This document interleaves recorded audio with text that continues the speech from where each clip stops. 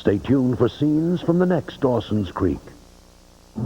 On the next Dawson's Creek. There's this kind of weird Pacey rumor going around school. Have you heard this? Yeah, there was one boundary placed on this relationship. You don't talk about it. My sister's having her baby. What? Well, it seems your lies have made it all the way up the food chain. Grim, she is losing a lot of blood. I don't know much about this, but I know what a lot of blood looks like. There have been allegations of a sexual relationship between yourself and Mr. Witter. Are these allegations true?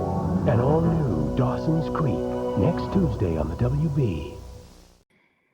Hey guys, welcome to yet another live stream on Balloon Hit Productions. I'm your host as usual, and I'd like to welcome you to my watch along for Dawson's Creek Season 1, Episode 6, entitled Baby.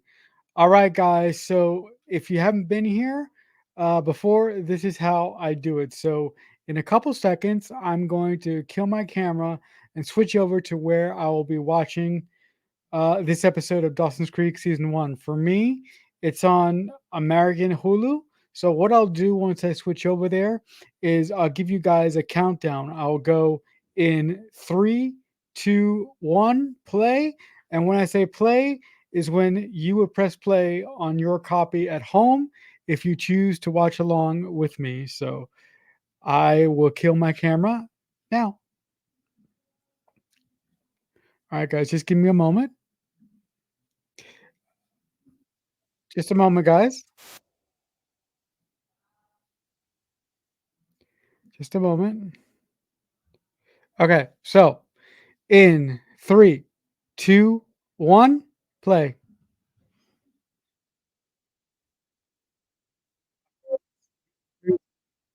Uh, Giving you a hint about what this episode is going to be about.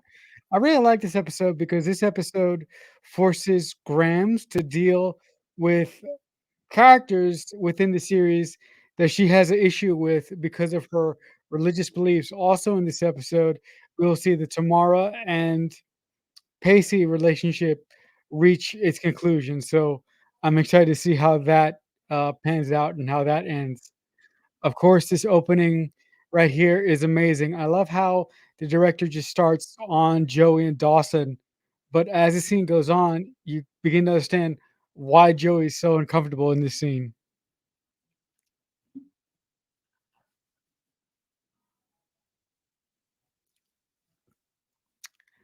And here it comes.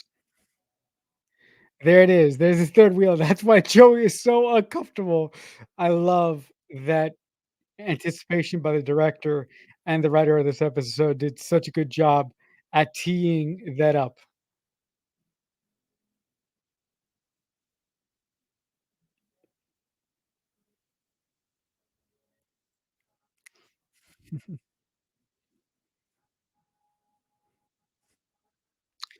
I also I I also can imagine how uncomfortable this is for Joey, being that she essentially had Dawson all to herself until Jen showed up at the beginning of the season and kind of threw a monkey in the wrench. But also, as we've been seeing over the past couple episodes, we've been seeing the Jen and Joey relationship develop from, oh, I hate her. She's just a dumb blonde that wants to encroach on my territory.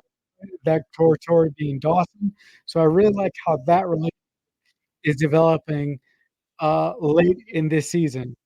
And I also love how Dawson uses this scene to overanalyze the reasons why neither of them could stay with him, and he comes to the conclusion that since his bedroom, in this case, is Switzerland, the two girls leave, and the only guy that is gonna stay there is Dawson because essentially, like, again, like I said again, his room is actually Switzerland, so I really like that deconstruction.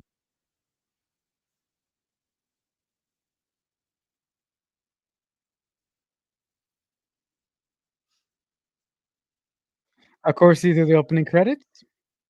And for those of you who have been watching my, for those of you who have been watching my season one watch along, I did think about moving over to Amazon a couple weeks back or a couple months back, just because Amazon has the original song over the credits. But I was like, you know what? It's such a small thing that it's really not worth it. So that's why I decided to stick with Hulu instead of going over to Amazon.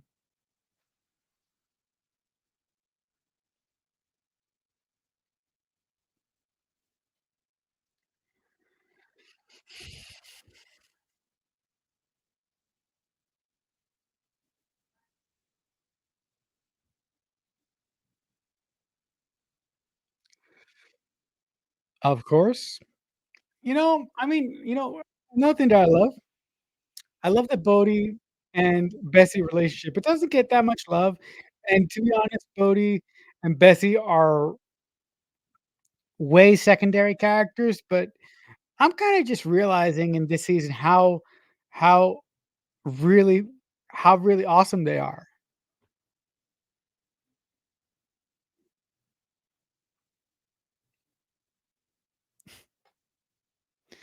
That's what I wanna say to one of my family members who's with us at this point.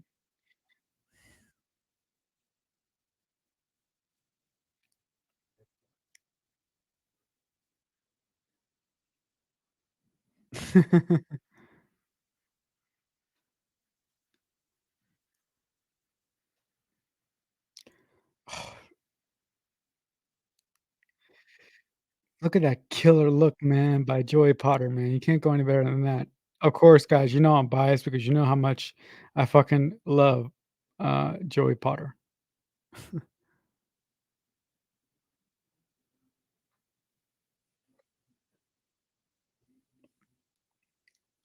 Also, I've said this in previous episodes, but I really love the Jen and Graham's dynamic, but the thing that I love about it that I'm realizing during this watch along is I really love their opposing belief systems in that Jen is an atheist and Graham's is a devout Catholic to the point of constantly bringing up to Jen, it would be good for her to get some faith considering what she's been through over the past couple of years and considering why she came down to the creek in the first place.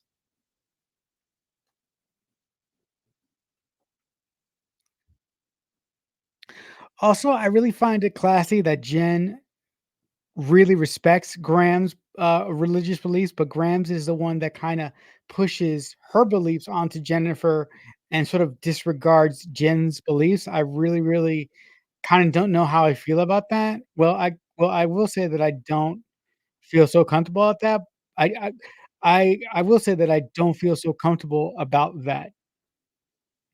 Of course, this is Pacey trying to hold on desperately to his relationship with Tamara, but I think at this point, he doesn't realize that the jig is up, and what he's doing right now is sort of what I think he's doing right now is sort of sputtering his wheels, trying to keep the relationship alive. Also, this isn't so wise on his part to have a conversation with Tamara right in front of the school where everybody can see him. Granted, the last episode, the whole school was talking at this point, at this point, the whole entire school has to know about Pacey and Tamara.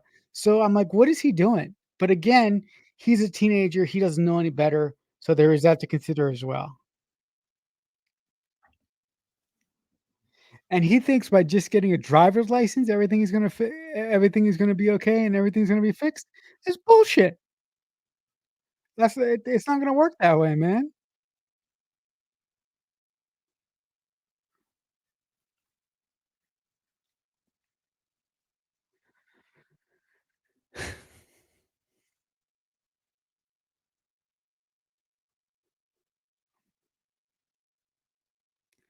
Oh man. Leave it to the potheads to blow everything up, isn't that always the case? Fucking potheads, man. The potheads. The potheads are gonna be the end of us. I kid, because I love a good pothead now and then.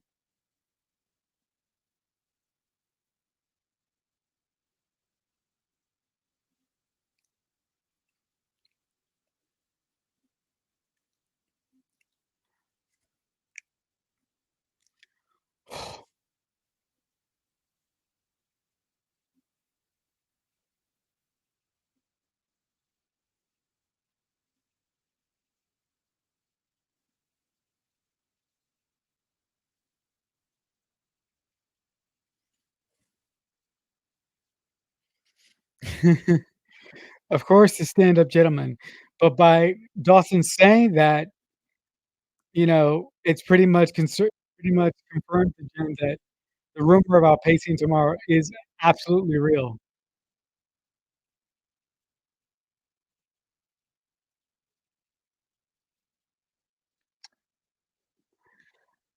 See, this is the moment when his affair goes boom.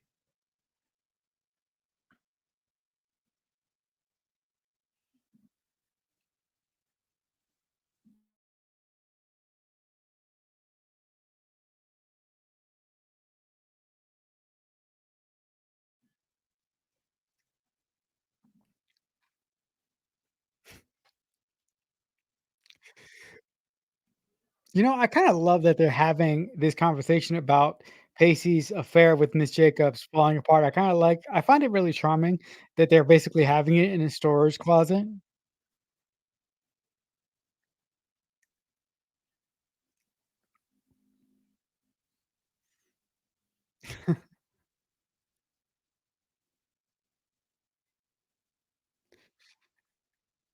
But look. The advice that Dawson is giving Pacey is good advice, but him denying it 6 ways to Sunday isn't gonna do much good if it gets into the hands of the school board, which if it gets into the hands of the school board, then it gives up. It doesn't matter what Pacey says because 'cause they're probably gonna, dismiss Miss Jacobs anyway. So, his attempt at damage control isn't gonna work. I mean, it's damage control, but it's damage control only for him and definitely not for Tamara because at this point, everything is gone to shit.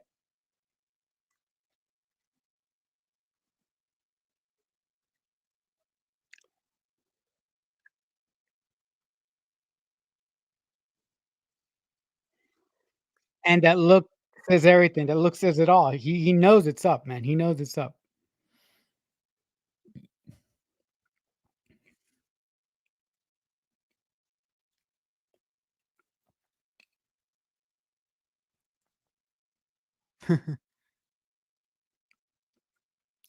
I really like this passive aggressive comments towards the rumor, between Pacey and Tamara having an affair. I mean, look, right now it's not so, stealthily hidden and underhanded because again, the whole school knows at this point. But I really like the writer of this episode ratcheting up the tension for both of them. For both of them, I mean, Pacey and Tamara.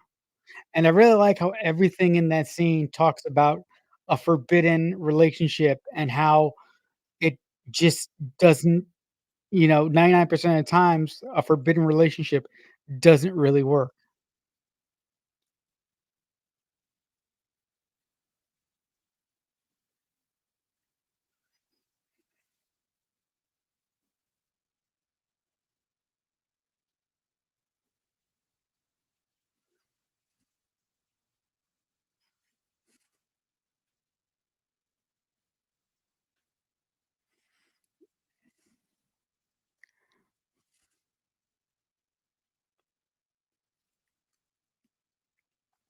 Also, it was really smart for the writers to have Joey come out to Pacey and try to see how he's doing and try to level with him. And what they give her to use as ammunition is really, really great because what Pacey's going through right now, he's sort of being ostracized by the high school community because of this illicit affair with Miss Jacobs.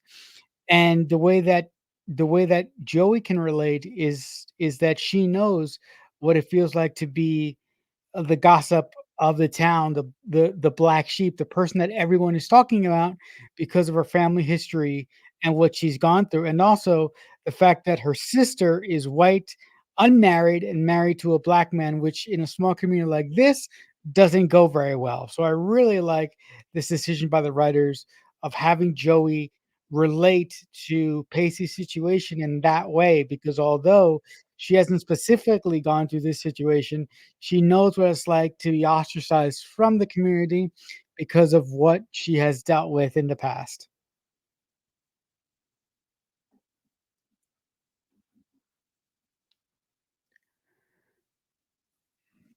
Oh, it's tribal. I mean, you could Jen could definitely try to avoid Gramps, for 3 years until she ships away to college, if she ships away to college, because we really don't know if they're gonna ship away to college.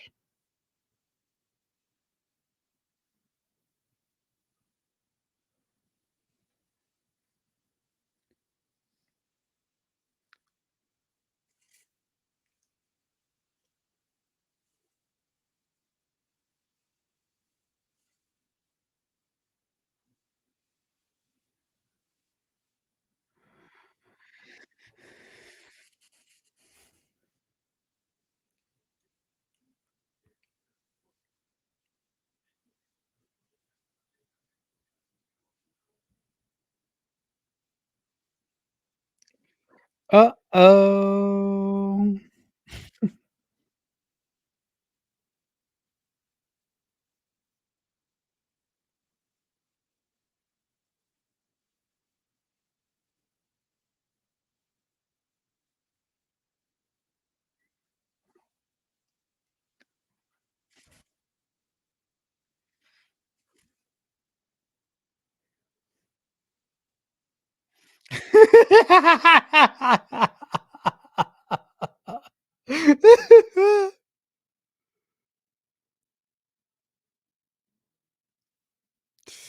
Wow, that's a great visual, man. That's a great visual.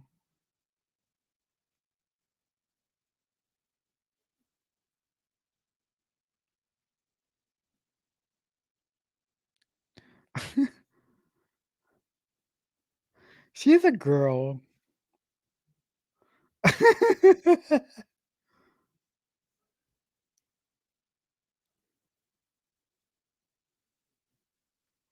thought you were supposed to expert wordsmith. The boat's leaking. Oh, no, that's not the boat. That's not the boat.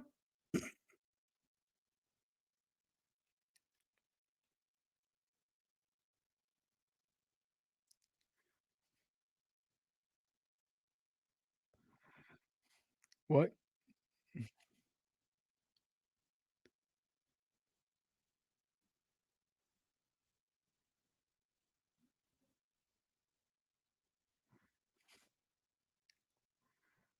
Duxbury.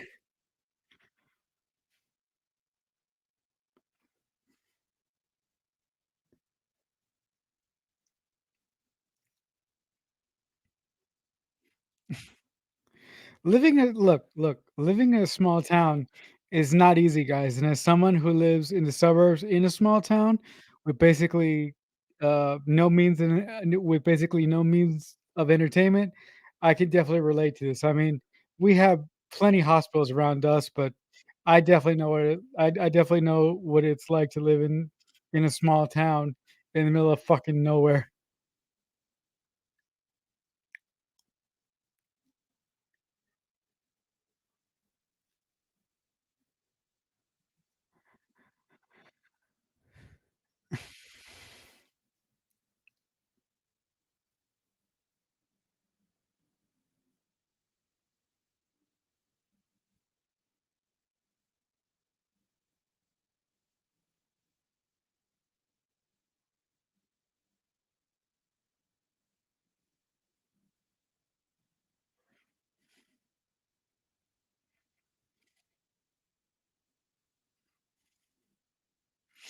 Also, I really like how Pacey is kind of he's not oblivious to what's happening, but he keeps trying to hold on to it, and it really takes him a long time to really understand that this is really fucking over, and, Tamara has a good point here. The only boundary on their relationship was the fact that was the fact that you don't talk about it, and because Pacey talked about it, there, uh, um because Pacey talked about it, when he talked about it, they were, that caused leaks to be to that caused leaks in their illicit relationship to be revealed. Also Pacey in this relationship has always touted himself as a really, really strong and independent individual for his age in this relationship.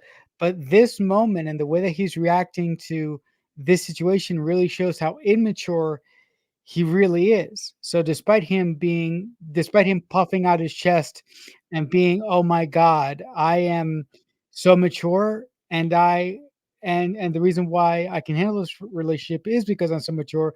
But the way that he's acting when it comes to this relationship now shows that he's immature for this situation. And also this B story with Dawson and Joey having to deal with Bessie's pregnancy is really, really delightful as well. But what I was talking about with Bessie having to deal with somebody who doesn't with somebody who objects to her marriage and her child, and what she's gonna have to deal with in just a few moments is gonna be really, really interesting. And also, what Graham is gonna have to deal with in a few moments, based on her belief system, is going to be really, really interesting as well. And just a few moments turned into right now.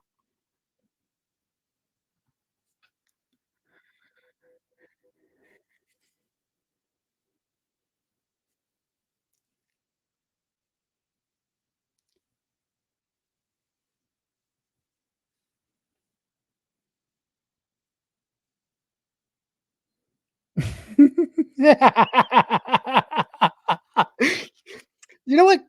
You know what I love about the way that Katie plays Joey Potter? Like, she'll have these long, drawn out speeches asking people for help, but the looks that she gives to those individuals that she's asking for help are just fucking gold. I mean, oh, damn it.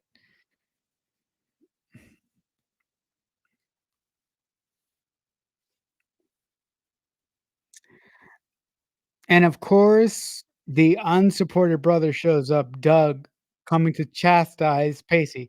You know, Doug and Pacey's family for like early on in the series, they were a bunch of dicks, man. All of them were a bunch of dicks. They were not supportive of him at all. See?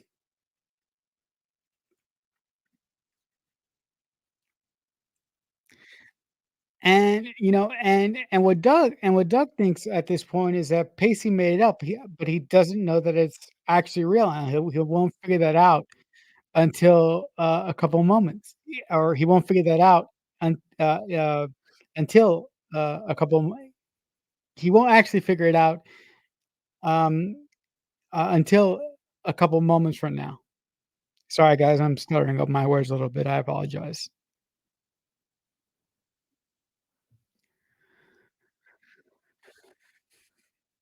See what I said, right? Now it doesn't matter, the school board is involved, so basically Tamara is fucking screwed as far as being a teacher in Capeside, because it's once the school board is involved, game over.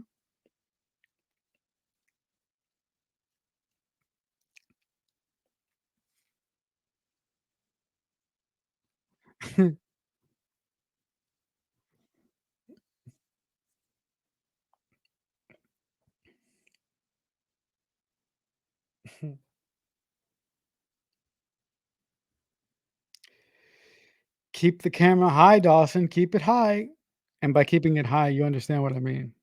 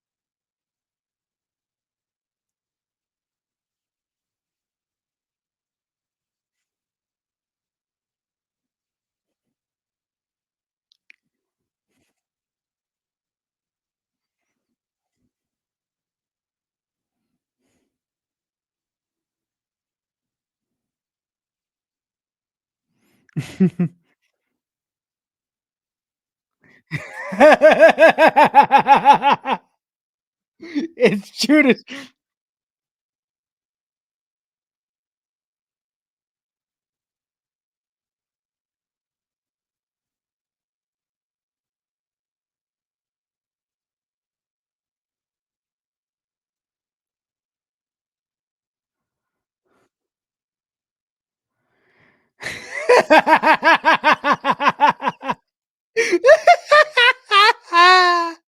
Oh my god. Oh my god, you gotta love Gramps, dude. You have to love Gramps. She's so great.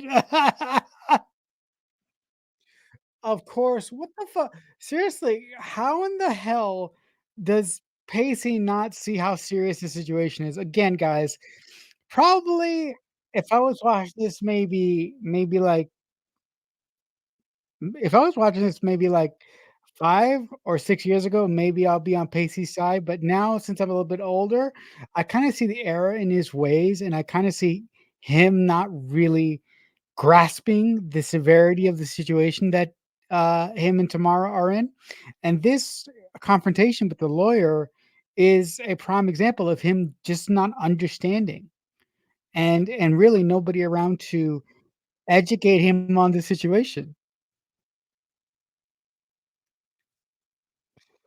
And also, I love that shot of Joey basically cradled on the couch.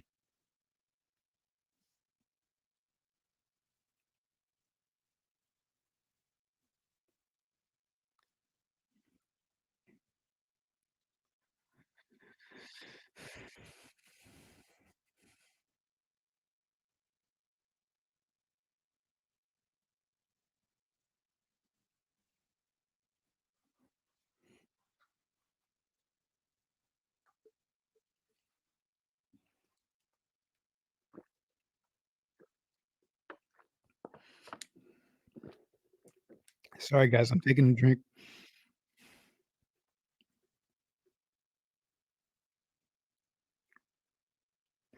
Wait a minute. So that's why Pacey showed up to the courthouse? I really felt, well, if that's the case, I really wished that the writer sort of set that up, but he didn't set that up at all. It just came out of nowhere, unfortunately.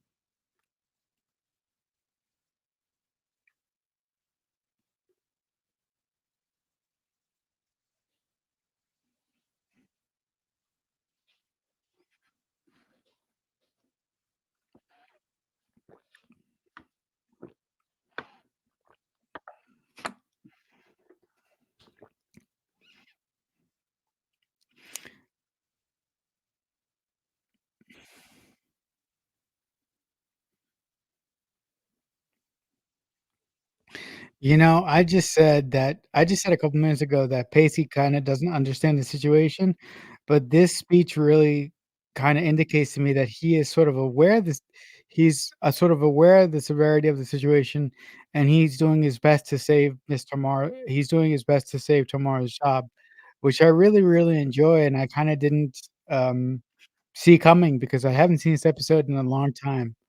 I haven't seen this episode since the last rewatch that I had, which was, like, maybe 5 years ago?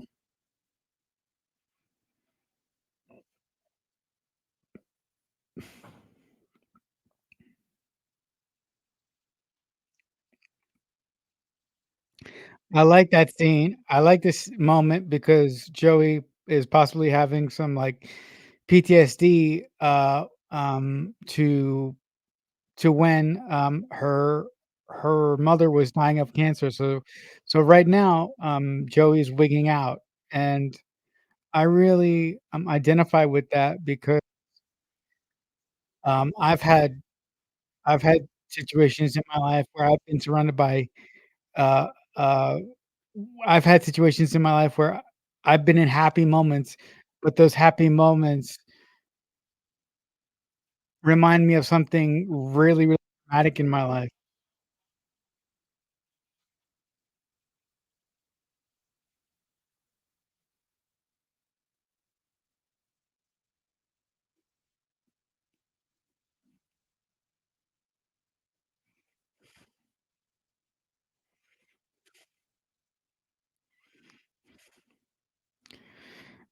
And I really love how Grams is trying to keep, the ship together here, but I also like Jen for pointing out how sketchy, the birth is going for Bessie at this moment, and I really, really love how Dawson with this whole situation on top of himself, he does the only thing that he knows how to do and that he know that he thinks the only thing that he can contribute to the situation, and that thing that he wants to contribute to the situation is documenting the birth, which is a total Dawson thing to do.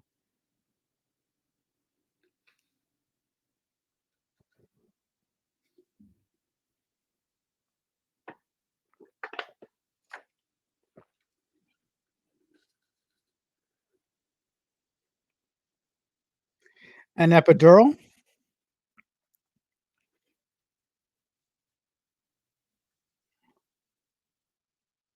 Oh my god. Prayer? Not a prayer.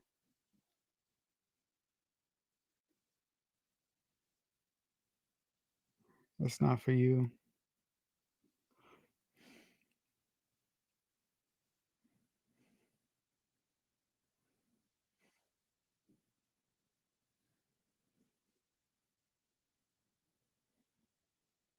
Oh my god, you even got the atheist praying. But, with the situation, I kind of understand why Jen's doing it. She's not really doing it for herself, she's doing it for Bessie.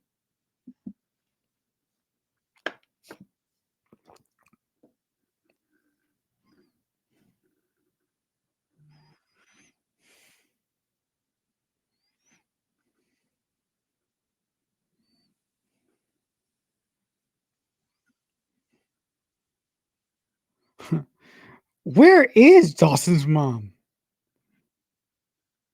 You think she's away on, like, a story or something?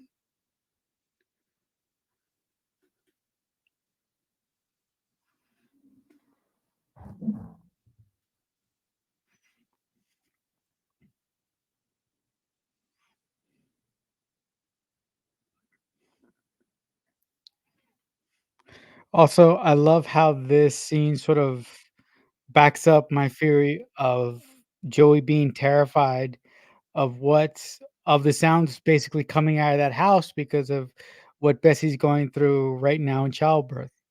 And it's basically traumatizing her all again, traumatizing her all over again because it's bringing her back to the moment of her mother dying of cancer.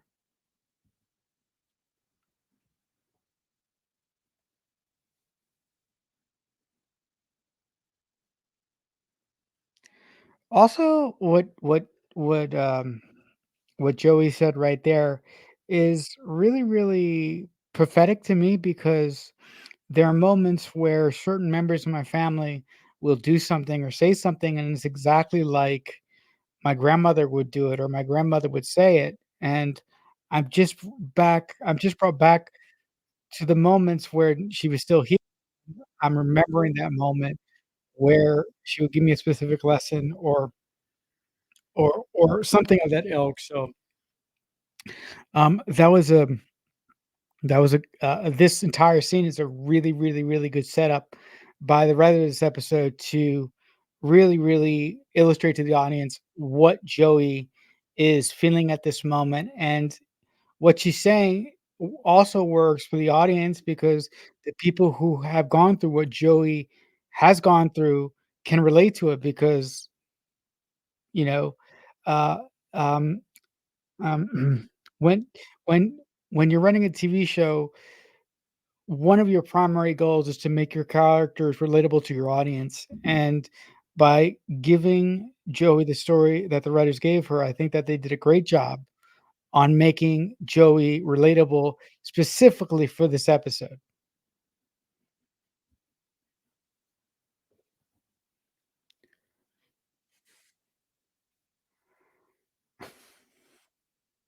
Also, I really like this moment. I'm not going to tell you what happens, but just watch along with me, shall we? Or just watch along with me.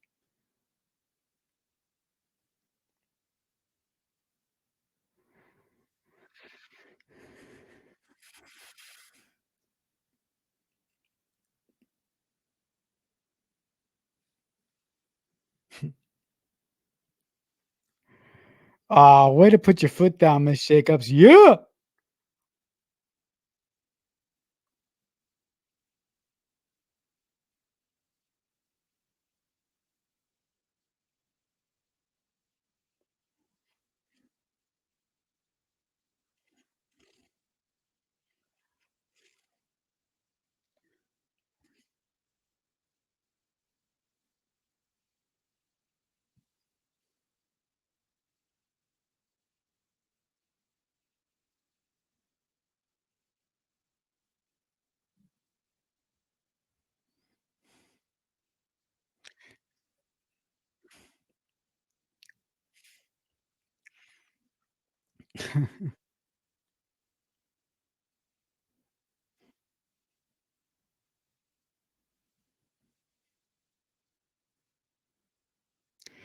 Oh, this is great.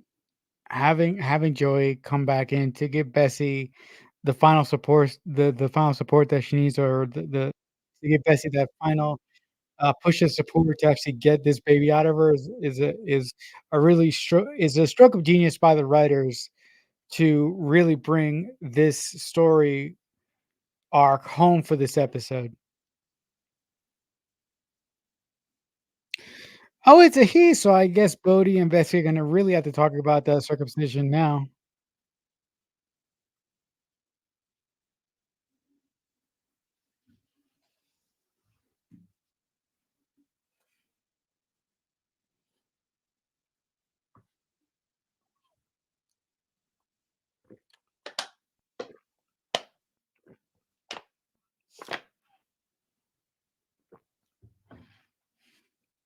Also, big props, to the production team, to wherever they got that baby, for actually not putting a beanie. Well, if Bessie was in the hospital, they probably would have put a beanie on him. But since it was a home birth, it really didn't make it really wouldn't make any sense for the baby to have a beanie, because because of where she just came from, to put it lightly.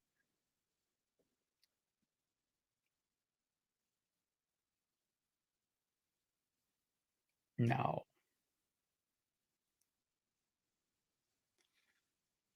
Mm.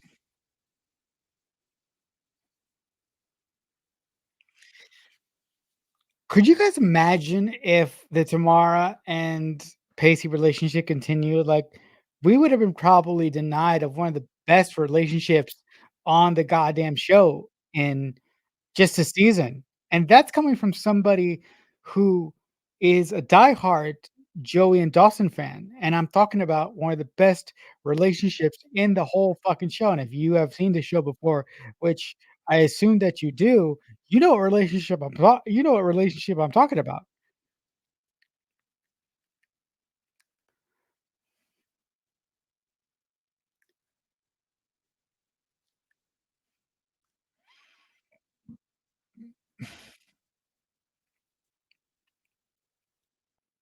It's not a plot point, it's the end, my friend.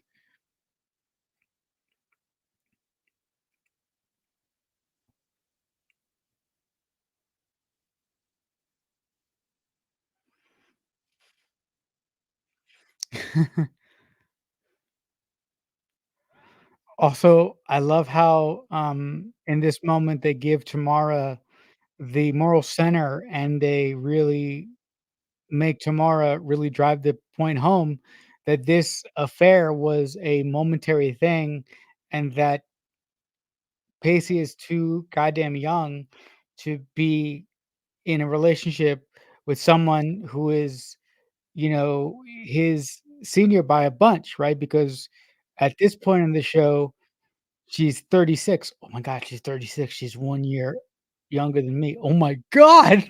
Oh my god. I just realized that, guys. Holy shit. Oh my god, I just realized that.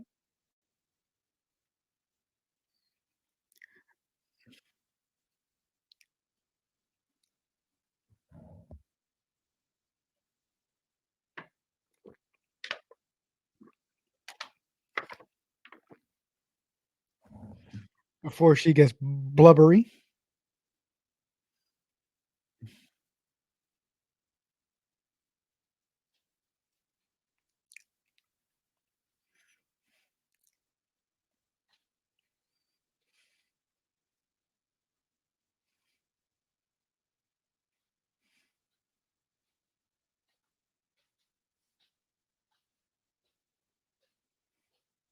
Oh, that's a sweet moment. That is a very sweet moment. I like that.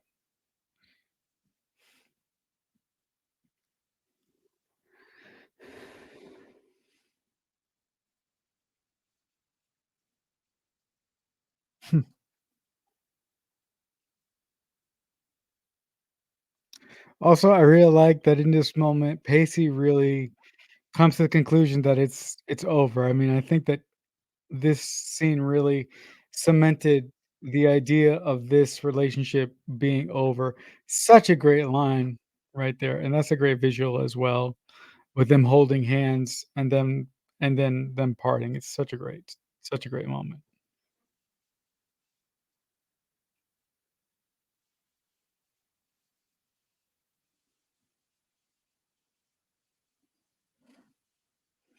That's a great visual as well. So many great transition shots in this whole series because this this tremendously fantastic show is shot in Wilmington, North Carolina. Oh, how I would love to go there one day, hopefully before I die.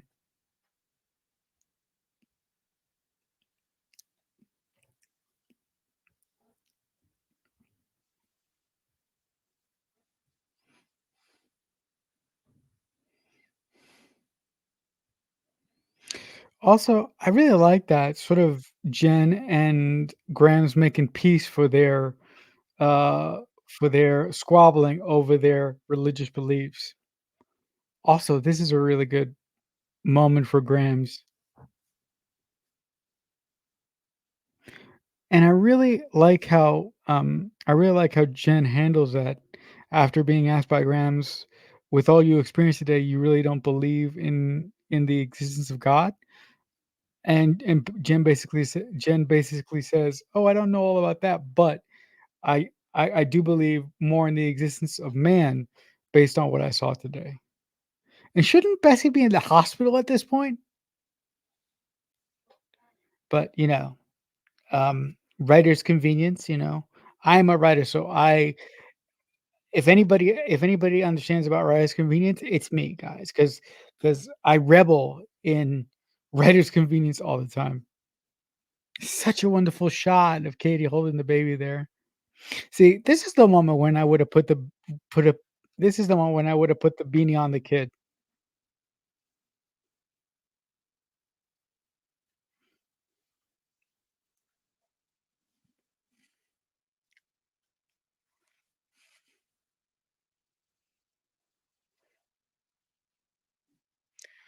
Great song here for the coda.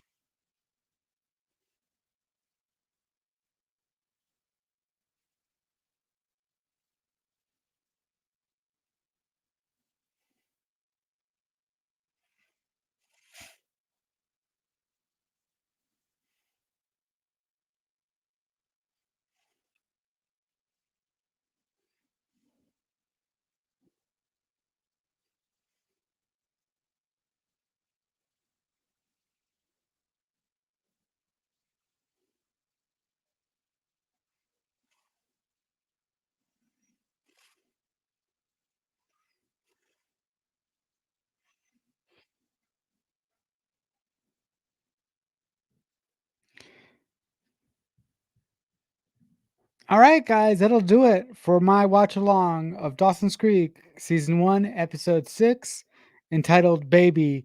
In the comments below, tell me what you liked about this episode or tell me what you didn't like about this episode. But before I go, I will just mention if you guys like to hear me talk about TV and specifically movies, you might like one of my podcasts. It's entitled The Mixtape Podcast, where I talk about film from a writer's perspective with a very, very good friend of mine. So you can basically find it on all podcast services. As a matter of fact, I'll put a link to the podcast in the doobly doos below, which I've been forgetting, but I'm serious this time. I'll put a link down there so you guys can subscribe to the podcast. But if you're too lazy to click on a link, we are available on youtube.com/, the mixtape podcast. So go over there to hear me talk about film from a writer's perspective. So if you do that, if you go and visit our YouTube channel, I would be much appreciated. And I hope that we have talked about some episodes that I hope that we have talked about some movies that you enjoy. But anyway, thank you guys so much for watching, and until next time, as I say often, I'll see you when I see you.